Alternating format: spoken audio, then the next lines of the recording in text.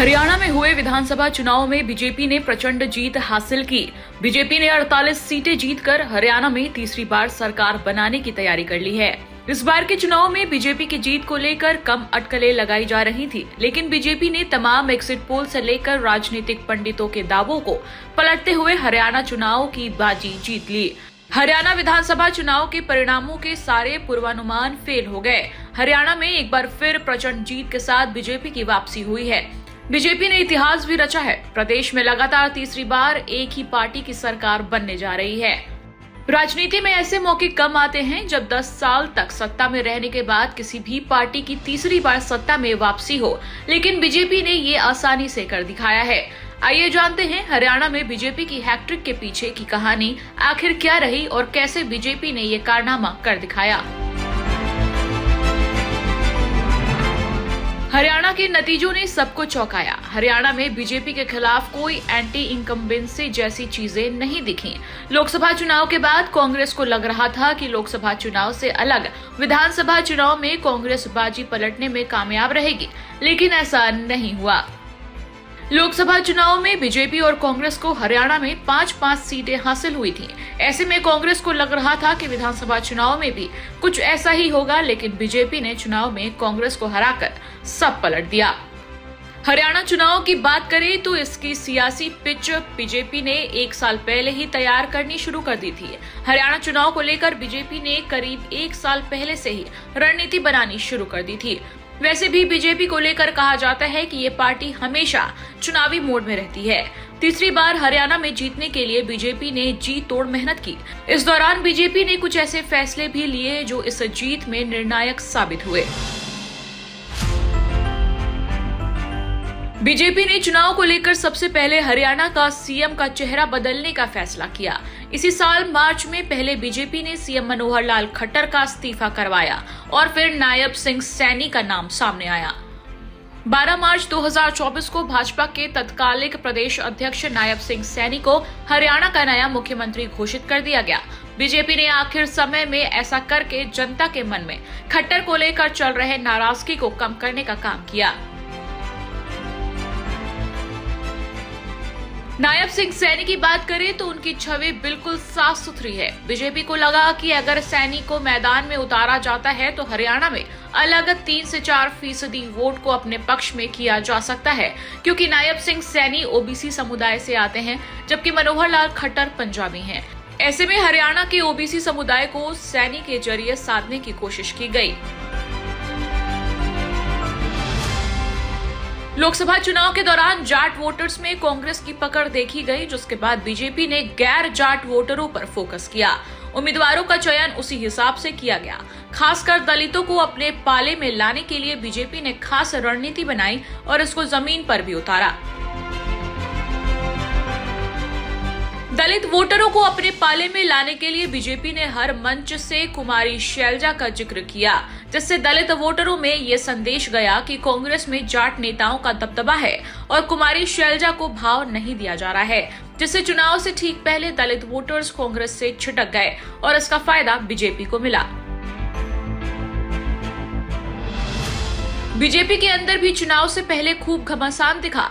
Ticket नहीं मिलने से नाराज कई नेताओं ने पार्टी छोड़ दी, लेकिन बीजेपी ने पहली बार बागियों को मनाने के बजाय ऐसे उम्मीदवारों को मैदान में उतारा जो चुनाव जीत सकते हैं। प्रदेश अध्यक्ष और मंत्री तक के टिकट काट दिए गए। ये सब कुछ बीजेपी की रणनीति का ही हिस्सा था।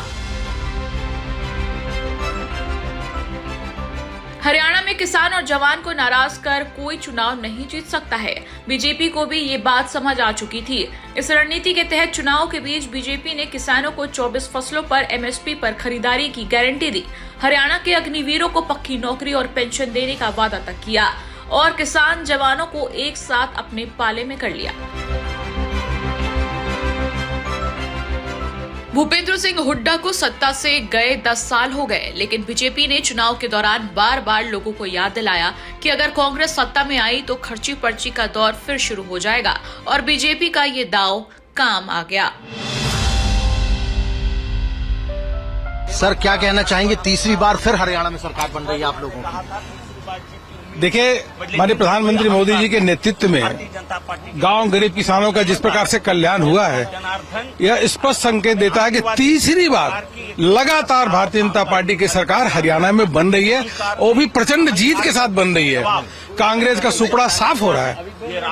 सुबह से लगातार कांग्रेस पार्टी के मुख्यालय के बाहर में पटाखे चल रहे थे, आतिशबाजियां चल रही थी, बड़ी बड़ी जलेबियां खिलाई जा रही थी और कांग्रेस की तरफ से बोला गया था वो जलेबी बीजेपी के बड़े लीडर्स के पास भेजेंगे। कांग्रेस जनता की नब्ज नहीं जानती, इसीलिए लगातार भ्रम बोलना, झूठ बोलना और लगातार जनता को गुमराह करने का ऐसा प्रयास करती है, नकारात्मक राजनीति करती है।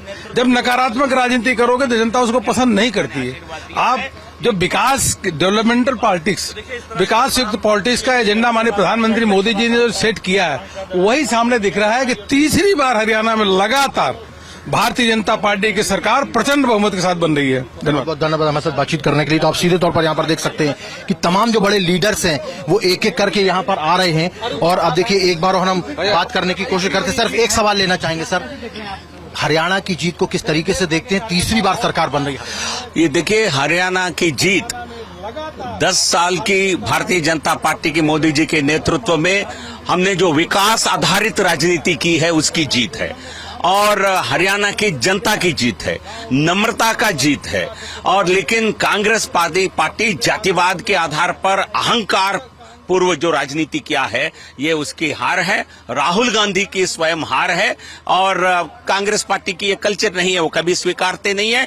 आज सुबह से वो जलेबी बांटने में लगे हैं, तो जलेबी की फैक्ट्री लगाने की बात कर रहे थे। कांग्रेस पार्टी को कम से कम आज माना जाए, दोनों राज्यों में हमारी राष्ट्रीय स्तर पर हमारी प्रतिद्वंद कांग्रेस से होती है।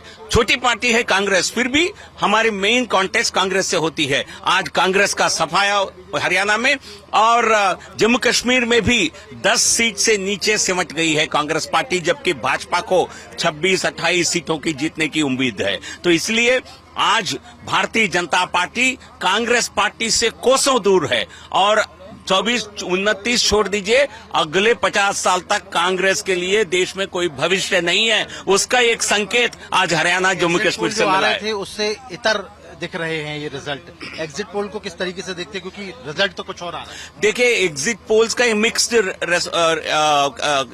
रिजल्ट रहा है, बट लेकिन इस बार और लोकसभा चुनाव में भी एग्जिट पोल्स गलत साबित हुए हैं। तो मैं भी एक पोलस्टर रहा हूं, तो इसलिए मुझे लगता है ये खतरे की घंटी है। सभी पोलस्टर्स को वापस ड्राइंग बोर्ड पे जाकर अपने आंकलनों को फिर एक बार समझना है। जनता जो नतीजे दे रही है उसको परखना, सही नहीं परखेंगे तो विश्वास उठ जाएगा लोगों का।